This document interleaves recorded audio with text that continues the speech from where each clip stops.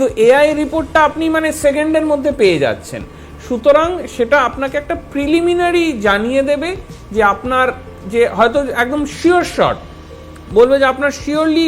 মানে এত পার্সেন্ট অ্যাকিউরেসিতে বা স্ট্যাটিস্টিক্যাল সিগনিফিকেন্সে আমরা বলতে পারছি যে আপনার এই ডিজিজটা ডিটেক্টেড হয়েছে, আপনি ইমিডিয়েট ডাক্তারকে কনসাল্ট করুন। বা বলবে যে আপনার এটার প্রবাবিলিটি এতটা আছে, বাট ডাক্তারকে অবশ্যই কনসাল্ট করুন। সুতরাং AI report is not meant to replace the doctor, it is meant to help the doctor and it is meant to help the patient initially একটা মানে অন্ধকারে একটা স্ক্রিন পাওয়া, but next go to the doctor. সুতরাং বিভিন্ন ডাক্তাররা বিভিন্ন হসপিটালরা আজকাল নট অনলি